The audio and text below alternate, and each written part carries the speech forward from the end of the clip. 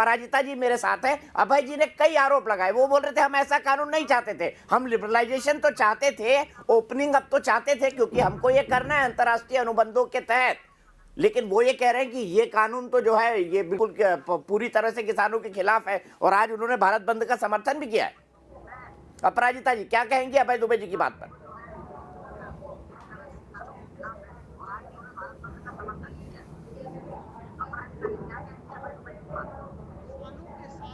किसानों के साथ रहेगी।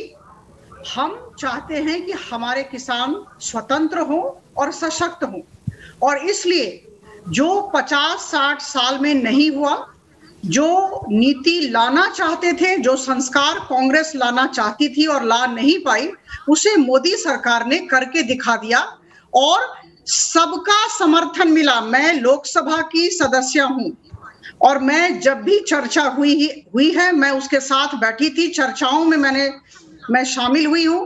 3 दिन चर्चाएं चली और जितने भी विपक्ष में नेतागण हैं सबकी बात सुनी गई, और ये कह देना कि किसी को नहीं सुना गया ये बिल्कुल निर्मूल है। और मैं ये कह दूं कि अभी जो माहौल बनाया जा रहा है, ये जो बिचौलिए हैं, इन्होंने बहुत सारे राजनीतिक दलों का सहारा लिया है।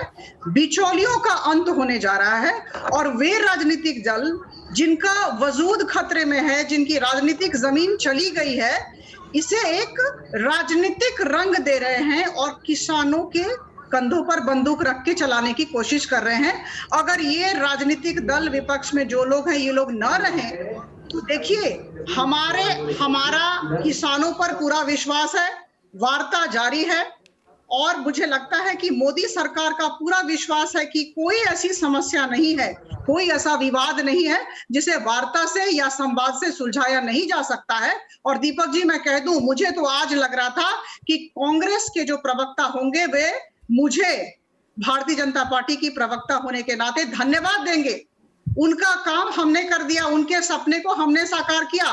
2019 के मैनिफेस्टो का पेज नंबर 17 का पॉइंट नंबर 11 पढ़िए, मैं पढ़ के सुना देती हूँ, मुझे 30 सेकंड दीजिए।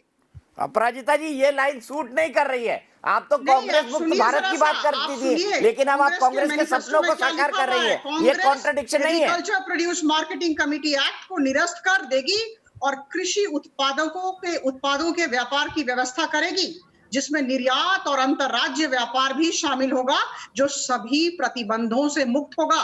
यह कांग्रेस की भाषा है, उनके मैनिफेस्टो से मैंने पढ़ा।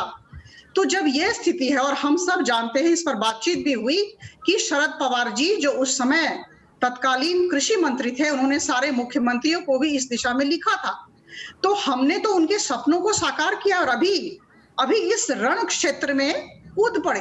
क्या जरूरत थी कांग्रेस को कूदने की? और बाकी जितने लोग हैं, आप आम आदमी पार्टी की भी बात करें, 23 नवंबर को ठीक है अधिसूचना जारी की गई, उन्होंने स्वीकृति दी, दिल्ली सरकार ने स्वीकृति दी, और आज देखिए आज किस तरह का तांडव नृत्य कर रहे हैं हमारे वहां के मुख्यमंत्री जी। तो मुझे लगता है कि रंग न बदले, और ये एक अच्छा काम हो रहा है, ये क्रांतिकारी कानून है, तीनों लॉज क्रांतिकारी हैं। अगर भारतीय जनता पार्टी एक ऐसे वातावरण की सृष्टि करना चाहती है रुकना होगा, रिपीट करें आप अपने आप को। अभय जी मैं 30 सेकंड में आपका जवाब चाहूंगा। देखिए आपके सपनों को साकार कर दिया मोदी सरकार ने, आपके सपनों को साकार कर रही है मोदी सरकार, इसमें भी आपको आपत्ति हो रही है।